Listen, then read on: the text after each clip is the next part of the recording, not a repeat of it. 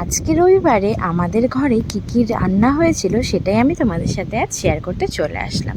তো আমি থালাটা কীভাবে সাজিয়েছিলাম সেটাই দেখাচ্ছি, যদিও একদম সিম্পলভাবে। প্রথমে নিয়ে নিয়েছিলাম সাদা ভাত, তারপরেই কিন্তু ছিল আমার সবথেকে প্রিয় আলু বাটা।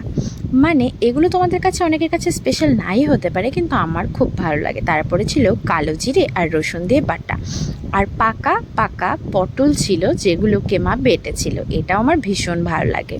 আর এরপরেই আমি নিয়ে নিয়েছিলাম স্যালাড, মানে শসা আর এক টুকরো পেঁয়াজ। আর তারপরে ছিল ধুন্দুল ভাজা, মানে এটা অনেকটা ঝিঙের মতো দেখতে, কিন্তু এটাকে আমরা ধুন্দুল বলি। আর বাকি তোমরা কারা কি বলো আমি ঠিক জানি না।